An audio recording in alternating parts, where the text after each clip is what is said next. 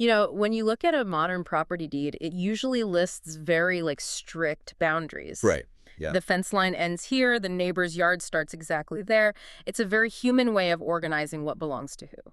Yeah, totally. But imagine unrolling a property deed that just says, owns everything, everywhere. That's Yeah. the exact energy we're dealing with today.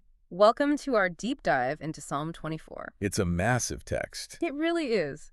We are exploring the English Standard Version of this ancient Psalm of David to unpack its sweeping poetic imagery, structural shifts, and, well, a few fascinating manuscript mysteries hiding in the margins. Okay, let's unpack this. Yeah. I mean, it really is a masterful piece of literature because it forces you to reconcile two vastly different scales. It moves from a macro cosmic level right down to the intensely personal. Yeah, verses 1 and 2 lay out that ultimate property deed. It says, "The earth is the Lord's and the fullness thereof." And the footnotes clarify that fullness literally means all that fills it. Right, everything. The world, the dwellers, all founded upon the seas and established upon the rivers. It's just vast. But then, in verse 3, it's like the aperture of the poem suddenly shrinks. Oh, dramatically. Right. We go from this wide-angle drone shot of the earth to a microscopic examination of a single person's heart. It asks, "Who shall ascend the hill of the Lord?" And then who shall stand in his holy place? Yeah, and I will be honest, this transition gives me whiplash. We had just established that this being owns the literal oceans, and suddenly I'm being handed a clipboard. A clipboard. Yeah, like I'm being asked if I have clean hands, a pure heart, and whether I've ever sworn deceitfully.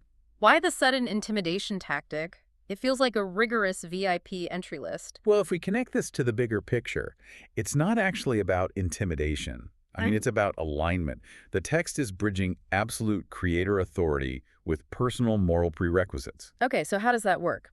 The underlying logic is that to stand in the presence of the one who owns the literal earth, your internal world, your honesty, your intentions, has to reflect that same foundational purity.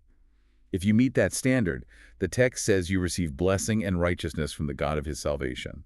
Which brings us to the people seeking that blessing in verse 6, and here's where it gets really interesting. There is a massive textual mystery buried in the footnotes. Oh, the manuscript differences. Exactly. The main text says these people seek the face of the God of Jacob. But the footnote reveals that the traditional Hebrew text, the Masoretic text, actually reads, "Who seek your face, Jacob?" Wow. Yeah, it is only the ancient Greek translation, the Septuagint, and a few others that clarify it as God of Jacob.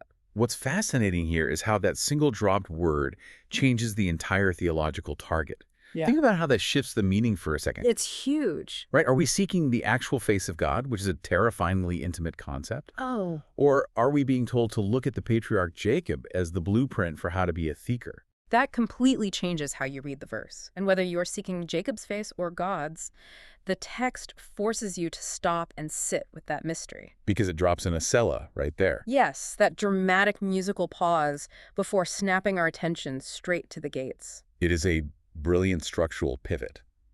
That pause heightens the tension just before the grand finale, setting the stage for a royal procession. Verses 7 through 10 erupt into this repetitive call and response, commanding the ancient doors to lift their heads. That the King of Glory may come in. And then the text asks, who is this King of Glory? To which the response thunders back, "The Lord, strong and mighty, the Lord, mighty in battle." It gives you chills. It really does. It repeats, culminating in "The Lord of hosts, he is the King of glory," followed by one final Selah. It's incredibly cinematic. We have gone from the literal foundation of the seas to the human requirement of a pure heart, all the way to the grand lifting of ancient doors. So what does this all mean? Well, the whole poem relies on a very specific, almost paradoxical sense of direction. Yes, the two-way movement is what really sticks out to me. The psalm begins by asking who is worthy enough to ascend the hill. Right. That is humanity trying to climb up to a holy place. Exactly. But it concludes with the King of Glory marching in through the gates. It is a beautiful tension. Mm. I mean, it suggests that while humanity is constantly striving to ascend upward, the divine is simultaneously marching through the gates to meet us. It really is. So next time you find yourself staring at a closed door, maybe ask yourself, who is on the other side waiting to come in?